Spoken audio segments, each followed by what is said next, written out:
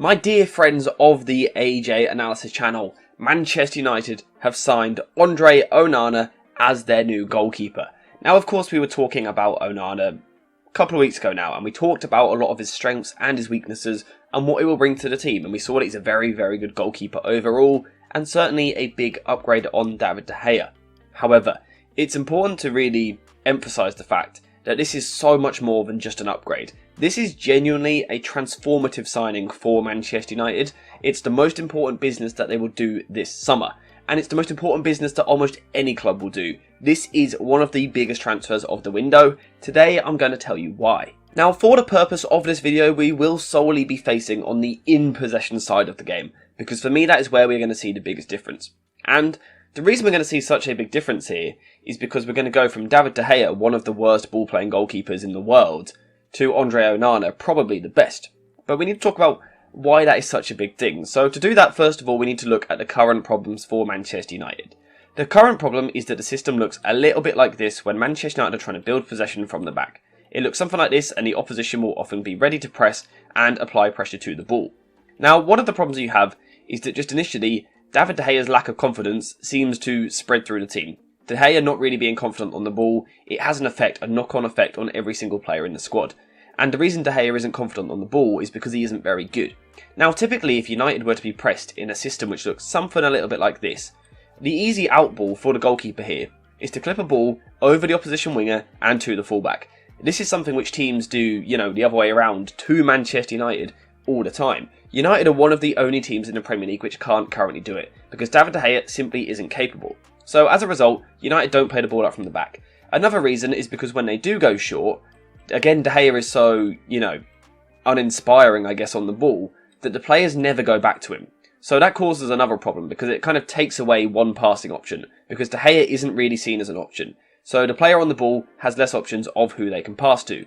As a result, United are being forced to go long. United don't really have the targets up there who can really hold a long ball, no one who can really win those duels. And then the ball comes into here, where again United have lacked the presences to really go win the second ball. Casemiro struggles to cover the ground. To be fair, Bruno Fernandes does well, but Eriksen also struggles in the duels. So that has been Manchester United's problem for the last few years now. Now, signing André Onana instantly changes this for United, because instantly you've got a goalkeeper who's more confident on the ball. Immediately he's able to play these clip passes to the fullbacks with ridiculously good accuracy no matter what foot he is on.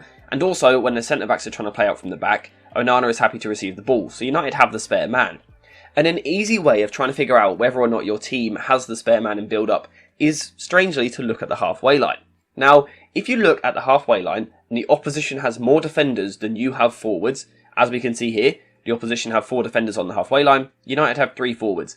That means Manchester United physically have to have the extra man somewhere else, which is always an outfielder. But if you also add on top of that the fact that Onana is here as well, this now gives you 2 extra players in your build-up phase compared to what the opposition have against most teams in the Premier League. Because most teams in the Premier League defend with 4 across here. They aren't going to push players higher. So United have 2 spare players in this area, just with a quick bit of maths. Now, this means that United have more versatility with the systems that they can use to play out from the back. And a system that I would like to see is something which looks a little bit like this, particularly on goal kicks. I'd like to see Onana moving to the left side, and we know that he's very capable of this because he is the most 2-footed goalkeeper in the world, so he's very capable of playing this sort of role. I then want to see Lisandro Martinez pushed further forward into midfield, Casemiro like this, in a system which looks a little bit like this. Now, the reason that I would like to see United moving to this shape is because it suits every single player. Like I said, we've already got Onana, who has that 2-foot nature, very, very good on his right or his left foot. Raphael Varane, who isn't as good on the ball to be fair, but by playing in this deeper position, the play is in front of him. He doesn't need press resistance, he just needs an ability to pass, so it makes life a lot easier for Raphael Varane. And then we've got Lisandro Martinez moving into midfield.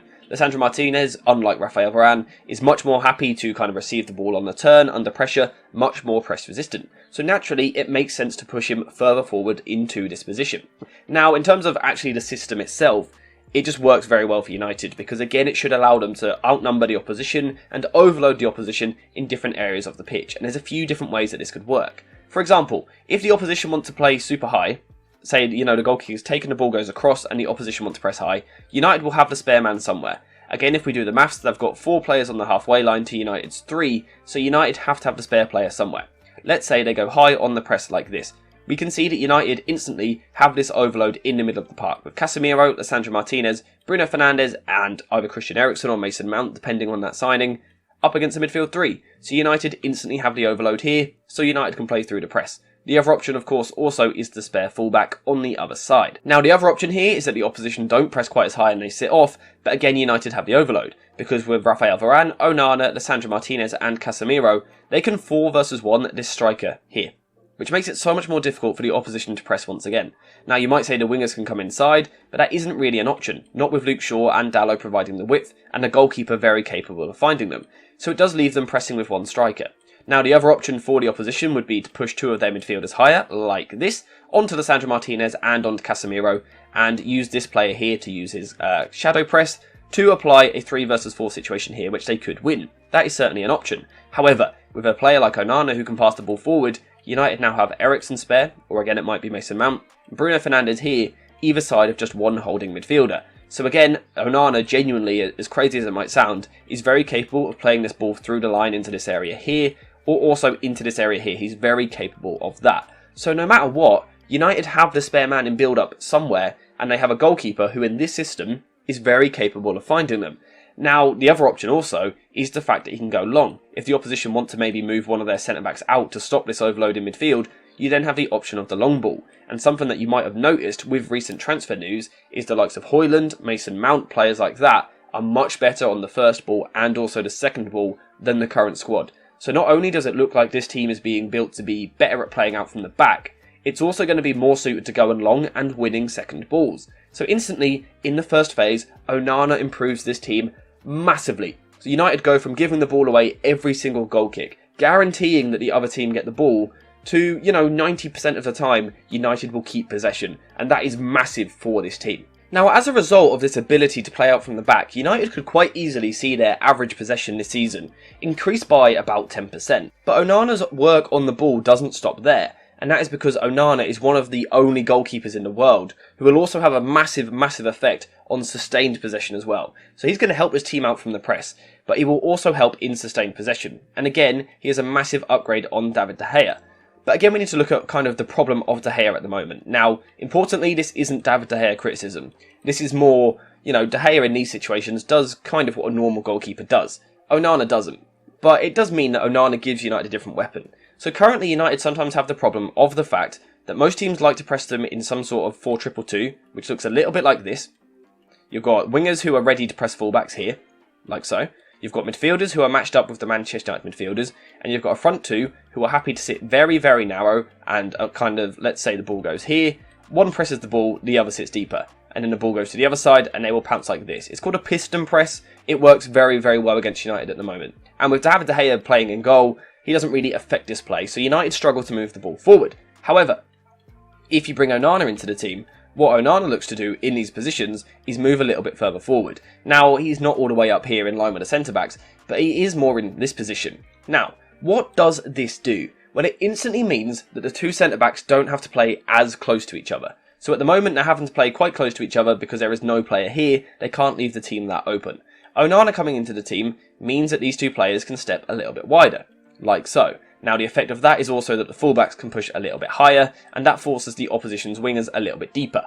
So instantly, United are gaining territory. Now, the other effect of having the centre-backs that little bit wider is that it becomes so much more difficult for the opposition front two to now use that very effective piston press. Before, the piston press was very, very good against this United team. It now would not be the case with Onana in the team.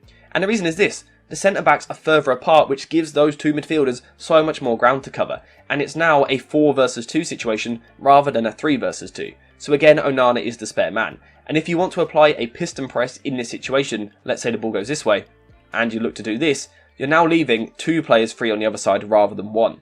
And it just makes it so much more difficult for the opposition to apply pressure. We see this as a training drill all the time. It's a 4 versus 2 rondo which United will be able to create in this area of the pitch. And the players of this level are masters of this situation. And it will mean that the ball can be moved forward at a much more regular rate. Once this player in this area is able to sort of get on the turn, United will also have more players in forward areas because the fullbacks have that slightly higher starting position, because the centre-backs are wider, because Onana is further forward.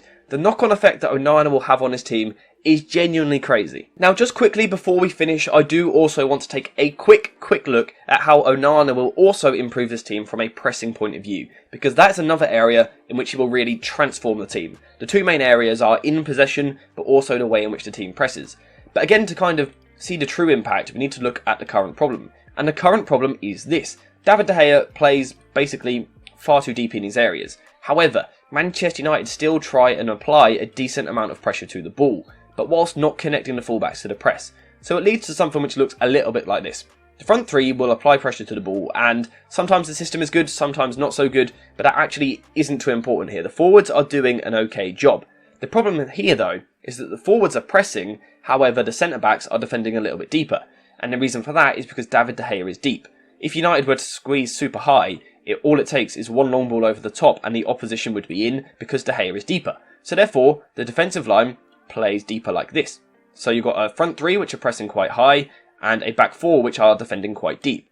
What does this do? It completely opens up the midfield, and we can see the space in here and the amount of ground basically that the midfielders now have to cover. Now again, if we take into consideration that United don't have the most mobile players in this area, Eriksen isn't the most nippy, Casemiro struggles to cover the ground, you can see the problem. Because if that first line of press is beat and the ball is moved into these areas, there is so much ground for the United midfielders to cover. However, bringing Onana into the team instantly changes that. And here is why. Because Onana plays a few yards further forward.